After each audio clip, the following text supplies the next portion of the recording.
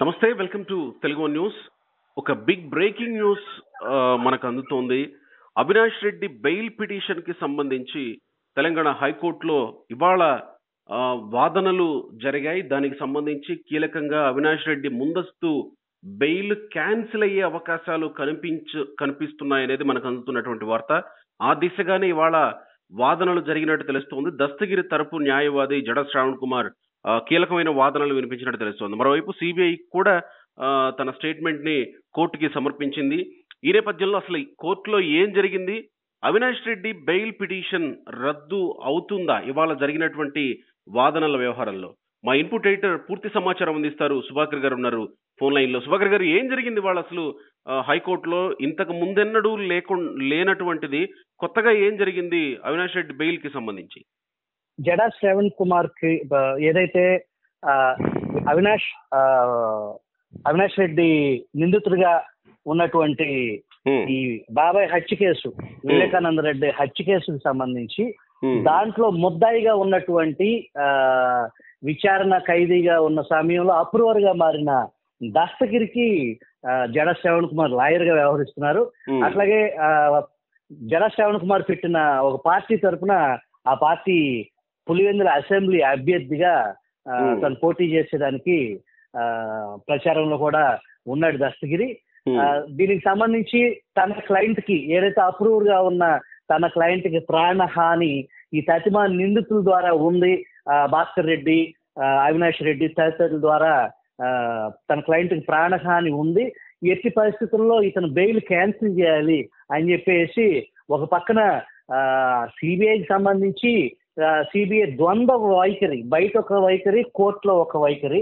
Affidavit వేసే విషయంలో కూడా అరెస్ట్ చేయాలా, బెయిల్ క్యాన్సిల్ చేయాలా వద్దా, వాస్తవానికి బెయిల్ క్యాన్సిల్ చేయండి అని చెప్పేసి అనాల్సింది ఈ న్యాయ ప్రక్రియలో ఏదైతే ఇన్వెస్టిగేటివ్ ఏజెన్సీలు ఉన్నాయో ఆ కేసు ఎవరైతే విచారిస్తున్నారో దానికి సంబంధించిన పోలీసులు, ఏపీ పోలీసులా, సిఐడి పోలీసులా, ఇంకా వేరే ఏదైనా సరే ఈడీ కేసులా, ఇంకా ఏ తీవ్ర నేరాలకు సంబంధించినా సరే ఆ కేసు విచారించే దర్యాప్తు బృందం బెయిల్ క్యాన్సిల్ చేయాలని అడగాలి. వాస్తవానికి ఇక్కడ జడ శ్రావణ్ కుమార్ గాని లేదంటే సునీత రెడ్డి హతుడు కుమార్తె వివేక కుమార్తె డాక్టర్ సునీత రెడ్డి కూడా వీళ్ళు బెయిల్ క్యాన్సిల్ చేయాలని చెప్పేసి ఆవిడ సుప్రీంకోర్టు వరకు ఏదైతే న్యాయ ప్రక్రియలో ఉన్న లొసుకుల్ని అడ్డం పెట్టుకుని ఆ లొసుకుల్లో కాలయాపన చేసి రకరకాల పిటిషన్ల ద్వారా న్యాయ ప్రక్రియను ఆలస్యం చేయటం, అట్లాగే దాని నుంచి వెసులుబాటు పొందటం సంబంధించిన ఎన్ని జిమ్మిక్కులు ఉన్నాయో అన్ని జిమ్మిక్కులు వాళ్ళు చేస్తూనే ఉన్నారు గడిచిన 4 సంవత్సరాల నుంచి. అయితే ఏదైతే పిటిషన్ హైకోర్టులో కానీ సుప్రీంకోర్టులో కానీ ఏదైనా మూవ్ చేస్తుంటే దానికి వెంటనే సునీత రెడ్డి కానీ ఇటు జడా శ్రవణ్ కుమార్ కానీ వీళ్ళు వెంటనే పసిగట్టి దానికి సంబంధించి మీరు ఏదైనా ఆర్డర్ ఇవ్వాలంటే మాకు తెలవకుండా మీరు ఆర్డర్ ఇవ్వద్దని చెప్పేసి ఆ పిటిషన్ వీళ్ళు ఇంప్లిమెంట్ అవ్వటం అట్లా జరుగుతూ ఉంది. ప్రస్తుతానికి ఈ రోజు హైకోర్టులో జరిగినటువంటి వాదన జడా శ్రవణ్ కుమార్ చాలా అద్భుతమైన ఆర్గ్యుమెంట్ చెప్పారు అని మనకు తెలుస్తుంది వేరే సన్నిహిత న్యాయవర్గాల ద్వారా, ఇతర లాయర్ల ద్వారా.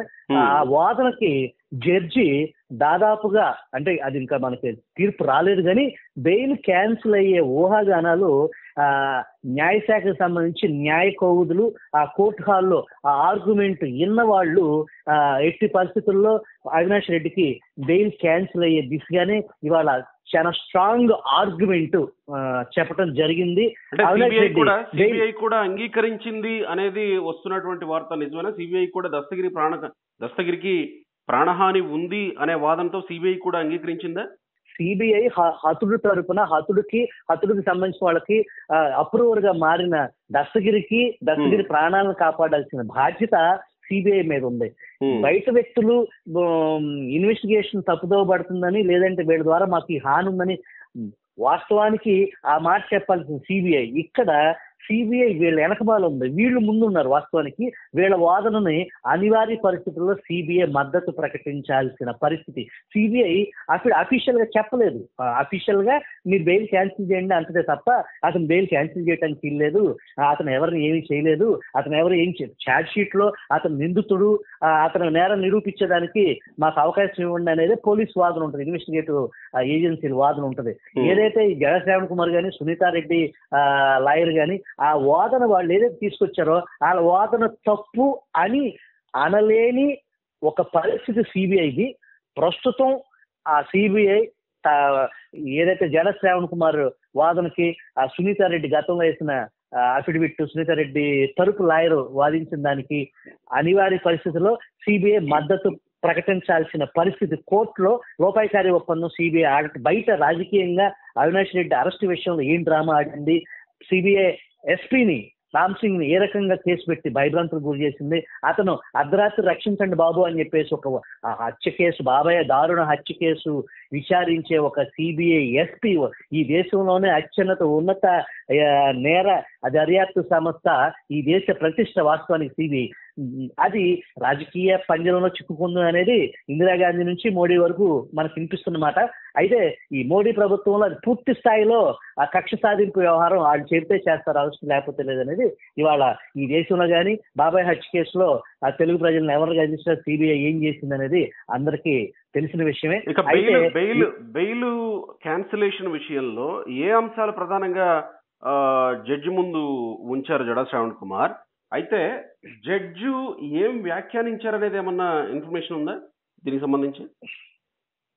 జడ్జి సానుకూలంగా ఆర్గ్యుమెంట్ రైట్ అని చెప్పేసి ఒక పాజిటివ్ దృక్పథంలో ఒక సెన్సిబుల్ ఆర్గ్యుమెంట్, జడ్జిని కన్విన్స్ చేసే ఆర్గ్యుమెంట్, దానికి సంబంధించి ఈ కేసుకు సంబంధించి పూర్వపరాలు జరిగింది కాన్సిక్వెన్సెస్ ఒకదానికొకటి లింక్ చేసుకుంటూ ఒక అద్భుతమైన వాదనను వినిపించిన దరిమిలా అతను బెయిల్ క్యాన్సిల్ అయ్యేదానికి ఇక్కడ ప్రధానంగా దస్తగిరి ప్రాణహాని, అతని అధికార దుర్వినియోగం, దస్తగిరి ఎన్నికల వ్యవహారం, అవినాష్ రెడ్డి నిందితుడు కూడా ఇప్పుడు కడప వైసీపీ తరఫున ఎంపీగా పోటీ చేసే వ్యవహారం, ఈ అన్ని కోణాలని ఒకదానికొకటి చక్కగా లింక్ చేసుకుంటూ డాట్స్ ని కనెక్ట్ చేస్తూ జడ్జిని కన్విన్స్ చేసేలాగా అద్భుతమైన ఆర్గ్యుమెంట్ చెప్పారు అనేది మనకు అందుతున్న వార్త.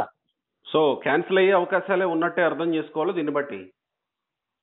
దాదాపుగా 99.99% అవినాష్ రెడ్డి బెయిల్ క్యాన్సిల్ అవుతుంది అనేది న్యాయవర్గాల ద్వారా మనకు అందుతున్న సమాచారం కూడా. అంటే యాక్చువల్గా ఈ మధ్య కాలంలో జరుగుతున్నటువంటి కొన్ని పరిణామాలు చూస్తే తెలంగాణలో కేసీఆర్ కుమార్తె కవిత అరెస్ట్ అయిన తర్వాత కూడా ఆంధ్రప్రదేశ్లో కూడా కొన్ని పెద్ద అరెస్టులు జరిగే అవకాశం ఉంది. లేకపోతే కొన్ని పెద్ద సంఘటనలు ఆల్రెడీ జరిగినటువంటి నేరాలకు సంబంధించి వాటిల్లో కదలిక వచ్చే అవకాశం ఉంది అని కొన్ని చర్చలు వినిపిస్తున్న నేపథ్యంలో ఇదొక కదలిక దిశగా వెళుతుంది అనుకోవచ్చేమో కదా? 100% కరెక్ట్. అది మీ ఆలోచన. గతంలో వచ్చిన లీక్స్ ఇవాళ అవినాష్ రెడ్డి బెయిల్ క్యాన్సిల్ అవుతుంది అనేది మాత్రం అది పెద్ద న్యూస్ కాదు. వాస్తవానికి బెయిల్ క్యాన్సిల్ అయింది. ఆ బెయిల్ క్యాన్సిల్ అయింది అంటే దాని కాన్సిక్వెన్సెస్, దాని తదనంతర పరిణామాలు అది ఎక్కడ దారితీస్తుంది, అది తాడేపల్లి ప్యాలెస్ తలుపు కొట్టిద్దా అనేదే అందరికీ $1,000,000 ప్రశ్న. అండ్ రాష్ట్ర ప్రజలు ఉత్కంఠ రేపిచ్చే ప్రశ్న కూడా అదే. అంటే ఎన్నికల కంటే ముందే. రైట్ చూడాలి మరి ఈ రోజు జరిగినటువంటి వాదనల తర్వాత ఎలాంటి తీర్పు వస్తుంది, జడ్జి ఎలాంటి చర్యలు తీసుకుంటారు, క్యాన్సిల్ చేస్తారా? క్యాన్సిల్ చేస్తే మాత్రం ఇప్పుడు మనం మాట్లాడుకుంటున్నట్టుగా ఇంకా ఏదో కదలిక మొదలైనట్టే అనుకోవాలి. చూద్దాం మరి ఏం జరుగుతుందో. థ్యాంక్ యూ సుభాకర్ గారు.